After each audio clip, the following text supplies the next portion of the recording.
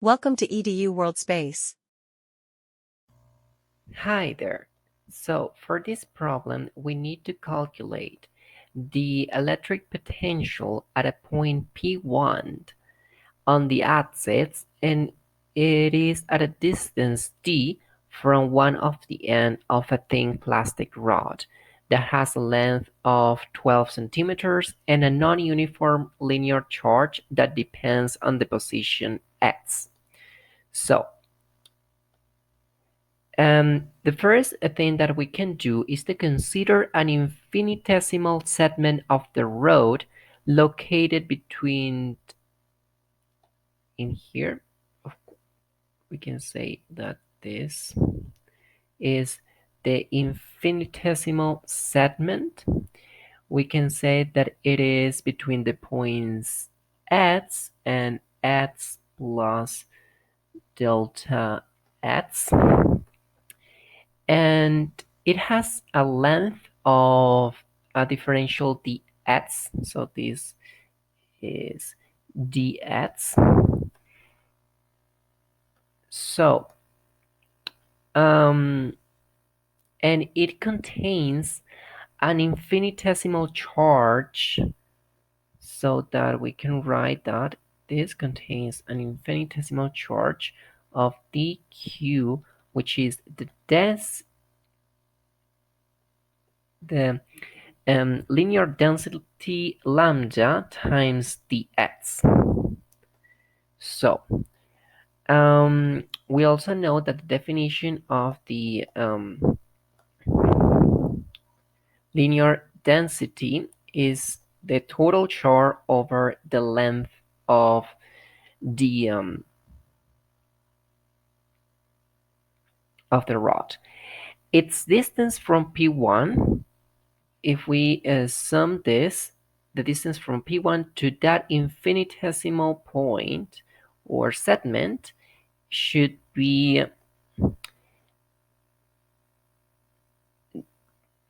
d, which is this segment, plus x, so it should be d plus x. That's the distance to that segment. So the electric field created by that segment should be of the form that the differential and electric potential is 1 over 4 pi epsilon 0, that differential, that q, over the distance to that segment, which is d plus x. Now in here, as I said, we can express that differential in charge as in terms of the linear density, so that we will have delta lambda times the differential in x over d plus x. Now, since we need the electric potential created by all of this rod, what we need to do is to integrate, because with that we will consider the contributions of all of the segments from one of the end of the rod to the other end of the rod. So to do that, so integrated, we have that the total electric potential is the integral from 0 to L. That's the length of the rod, and we integrate what we found in here. Also remember that the for this problem we are given that the linear density has a dependence on the position, and it is equal to c times x, so we're gonna put that in here, 1 over pi 0 c times x dx over d plus x. And here we can see that we can take out all of the constants, c for pi epsilon 0, and we are given with we are left with this integral.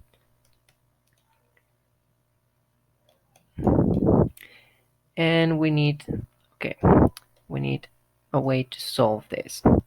So I'm gonna do some trick to make this easier to solve.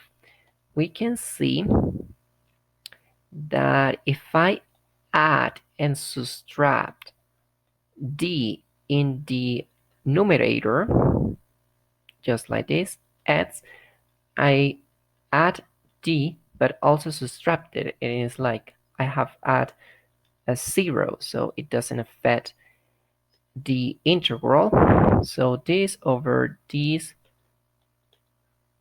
So we can see in here that I can divide this part by this, and I will have c over 4 pi epsilon 0. So we'll have 0 else of that, which is just the integral, the x, and the other one it's gonna be minus 0 from L of d over d plus x times dx. Of course, all of this is multiplied by that term. In doing this, we are left with two more easy integrals. The first one is just x, the integral of dx is just x. And for the second one, we can see that d is a constant that we can take out of the integral. So we are left with an integral of the 4dx over x. We don't care that much for the plus d, because that comes into the argument of the integral of that function. So it will be c over 4 pi epsilon 0. So as I said, the first one is x. Remember that we need to evaluate this from 0 to L, and the other one should be d, because we can take out that of the integral, and will be the Neperian logarithm. That's the integral of a function of 1 over x. And in this case is d plus x, because that's what we have in the numerator. Of course, we can do this because there is no constant or other thing in front of the x. The x it's alone here, so we could do that. And this from 0 to L. We need to evaluate that. So remember that we need to evaluate the upper limit, the function in the upper limit minus the function in the lower limit. In this case, that is 0. So evaluate in L should be L minus d Neperian logarithm of d plus L. And for 0, we will have 0 in here, minus, so that is plus d logarithm of d. And we are left with this expression. We can rearrange this a little further. We can use the fact that we can write this as follows. Using properties of the logarithm, we can write this as the logarithm of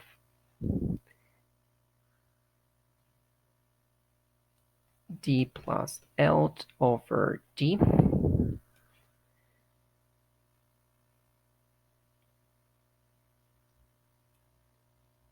Yeah, so we can write this like this. And so we have found the electric potential. So we have all of this information. We have the value of the constant C, the length of the rod, which is L. We also have the distance to the point where we want to measure the electric potential, which is D. So we just need to simply substitute all of these values. So it will be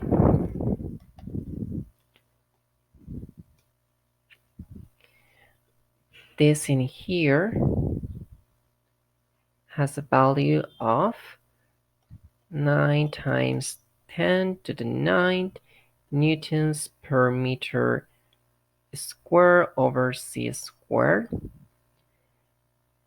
And the value of the constant c has a value of 28.9 pico. Pico is 28.9 times 10 to the minus 12. That's pico. Minus 12 coulomb. Let me verify. Coulomb per meter square. And we also have, oh, this is it. And for the product in the brackets, we have the length, which is 12 centimeters. We can write that 12 centimeters in meters. So that will be 0.12 meters. We just need to simply divide 12 over 100 meters. That's the transform, or the converter factor. And in this we will have, okay, I said 0.12 meters minus the distance d, which in this case is, let me search for it, is 3 centimeters. 3 centimeters, so that this will be 0.03 meters. Again, we need to divide that by 100 and will be 0.03 meters. And the logarithm, as you can see in here, we can divide this and we'll have 1 plus the ratio between the length L and D. So we will have 1 plus the length, which is 0.12 centimeters over, meters over 0.03 meters.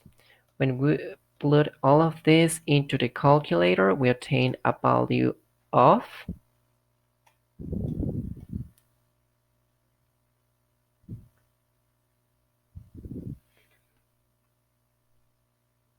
0.001863 volts. So this is the electric potential at the point P1 from the rod. And this is it for this problem.